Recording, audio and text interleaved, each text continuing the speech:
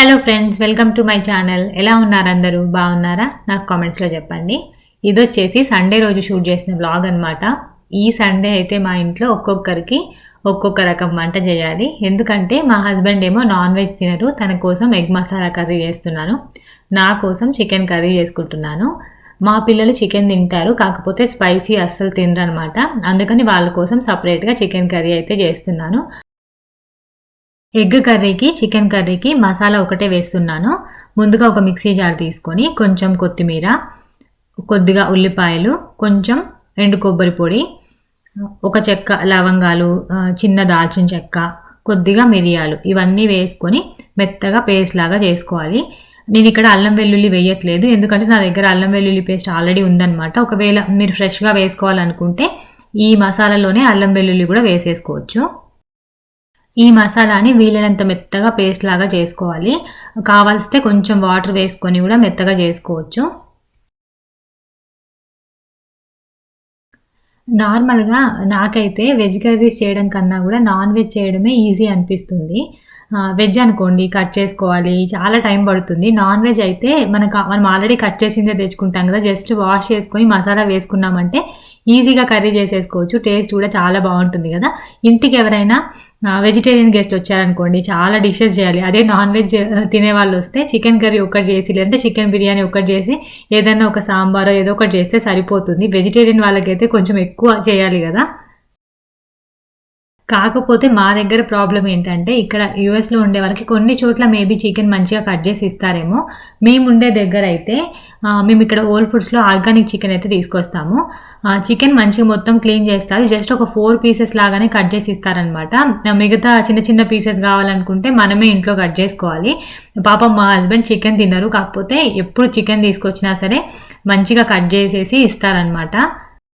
కొంతమంది non veg తినని వాళ్ళు చికెన్ అలా ముట్టుకోవాలంటే ముట్టుకోరు కదా, కానీ పాపం మా హస్బెండ్ అయితే మంచిగా కట్ చేసి ఇస్తారు.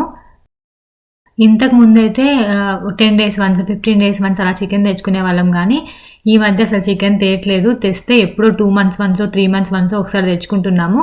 పిల్లలు నేనే తింటాం కాబట్టి ఒకసారి మొత్తం హోల్ చికెన్ తెచ్చుకుంటే ఒక 2 to 3 times చేసుకోవచ్చు అనమాట. అదే ఇక్కడైతే నేను చికెన్ కర్రీ కోసం, ఎగ్ కర్రీ కోసము టమాటోలు, ఉల్లిపాయలు ఇవన్నీ కట్ చేసుకొని పెట్టుకుంటున్నాను. ఒకేసారి అన్నీ కట్ చేసుకొని పెట్టుకుంటే 4 బర్నర్స్ మీద 4 పెట్టేస్తాను, చకచకా చేసేయచ్చు.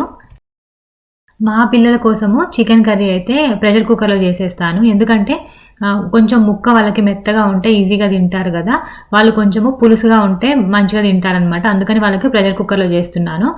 ఒక స్టవ్ మీద ఏమో మా హస్బెండ్కి ఎగ్ కర్రీ చేయడానికి పెట్టేశాను, ఒకటేమో చికెన్ కర్రీ చేయడానికి పెట్టేశాను. అన్నిట్లో ఆయిల్ వేసేసుకొని కొద్దిగా షాజీరా, ఒక బిర్యానీ ఆకు అయితే వేసుకున్నాను. తర్వాత దీంట్లో కట్ చేసుకున్న ఆనియన్ ముక్కలు తాలింపుకు వేసేసుకోవాలి.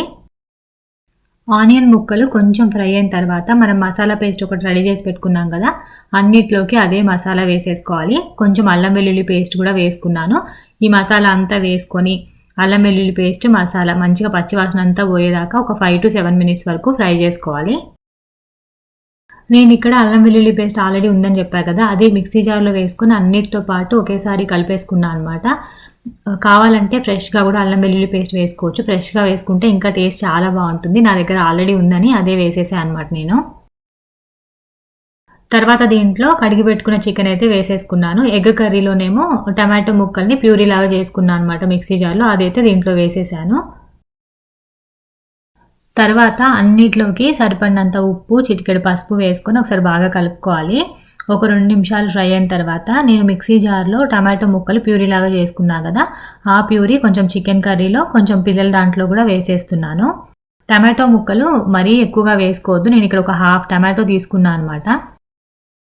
తర్వాత ఇక్కడ చికెన్ కర్రీలో, ఎగ్ కర్రీలో సరిపడినంత కారం అయితే వేసుకుంటున్నాను.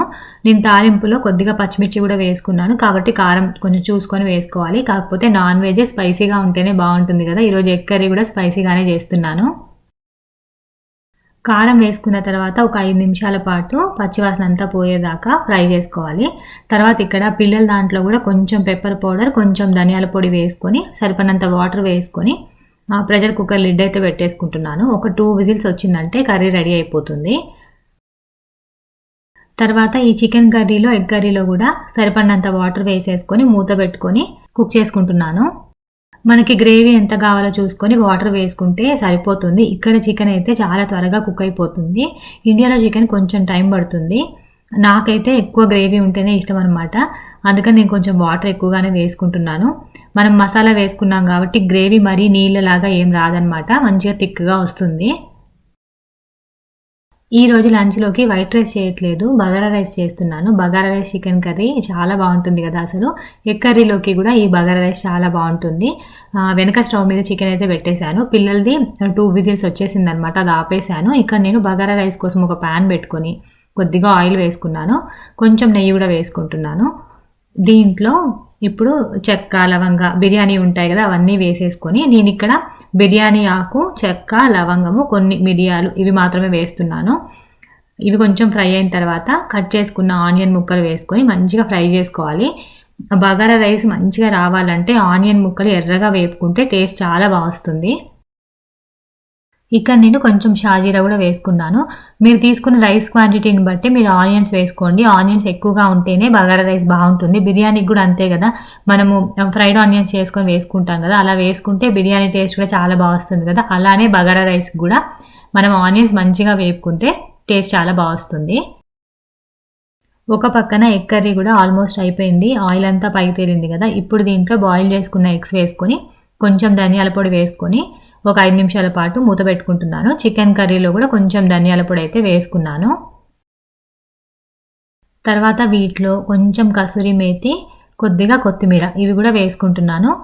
చికెన్ కర్రీలోకి, ఎగ్ కర్రీలోకి కసూరి మేతి ఫ్లేవర్ కూడా చాలా బాగుంటుంది. ఇవన్నీ వేసుకొని ఇంకొక 5 నిమిషాల పాటు పెట్టుకుంటే చికెన్ కర్రీ, ఎగ్ కర్రీ అయితే రెడీ అయిపోతుంది. ఇక్కడ ఆనియన్స్ కూడా ఆల్మోస్ట్ ఫ్రై అయిపోయాయి కదా. ఇప్పుడు దీంట్లో కొద్దిగా అల్లం వెల్లుల్లి పేస్ట్, కట్ చేసుకున్న పుదీనా, కొత్తిమీర వేసుకొని ఇంకొంచెం సేపు ఫ్రై చేసుకోవాలి. నార్మల్గా చాలామంది అల్లం వెల్లుల్లి పేస్ట్ ముందు ఆనియన్స్ వేయగానే అల్లం వెల్లుల్లి పేస్ట్ కూడా వేసేస్తారు కదా. అలా వేస్తే అల్లం వెల్లుల్లి పేస్ట్ ఆనియన్స్ ఫ్రై అయ్యేలోపు మొత్తం మాడిపోతుంది అనమాట. అందుకని ఆనియన్స్ కొంచెం ఫ్రై అయిన తర్వాత కనుక అల్లం వెల్లుల్లి పేస్ట్ వేసుకుంటే అల్లం వెల్లుల్లి పేస్ట్ కూడా మంచిగా వేగుతుంది.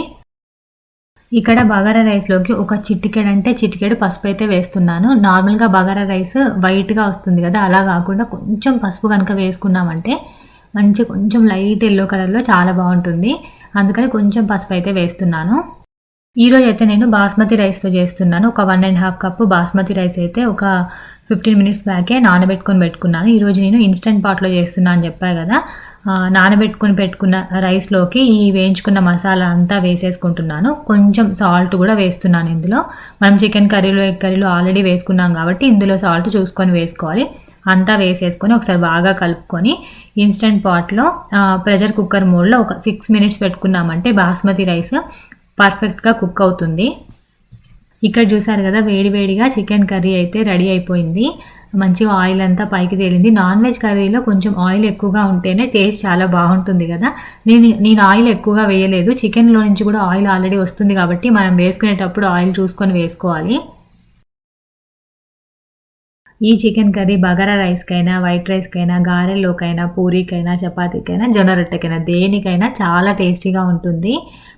నాకు చికెన్ గ్రేవీ అంటే ఇష్టం అని చెప్పా కదా. మనము ఇలా గ్రేవీలాగా చేసుకునేటప్పుడు బాగా చిక్కబడే వరకు మనం స్టవ్ మీద పెట్టి చేసామనుకోండి, అది చల్లారిన తర్వాత గ్రేవీ అనేది ఇంకా చిక్కబడుతుంది. మసాలా వేస్తాం కాబట్టి కొంచెం వాటరీగా ఉన్నప్పుడే ఆపేసుకుంటే అది చల్లారినా సరే పర్ఫెక్ట్ కన్సిస్టెన్సీలో వస్తుందన్నమాట. ముందే మనం బాగా చిక్కబడే వరకు పెట్టామంటే అది మరీ గట్టిగా అయిపోతుంది. చూసారు కదా, ఇదన్నమాట ఈరోజు మా లంచ్ అయితే. చికెన్ కర్రీ, ఎగ్ కర్రీ, పిల్లలకి చికెన్ కర్రీ ఇవన్నీ కూడా రెడీ అయిపోయాయి. మీకు బగారా రైస్ కూడా చూపిస్తాను. చాలా పొడి పొడిగా వస్తుంది. మనం ఇన్స్టెంట్ పాట్లో చేసుకున్నా సరే చాలా బాగా వస్తుంది అనమాట. చూసారు కదా, ఇదన్నమాట ఈరోజు మా lunch. Chicken curry, bagara rice చాలా టేస్టీగా వచ్చాయి. మీరు ఎవరైనా ఈ రెసిపీస్ కనుక ట్రై చేస్తే నాకు కామెంట్స్లో షేర్ చేసుకోవడం మాత్రం మర్చిపోకండి. ఇదన్నమాట ఈరోజు వీడియో. మళ్ళీ రేపటి వీడియోలో మళ్ళీ కలుద్దాం. బాయ్.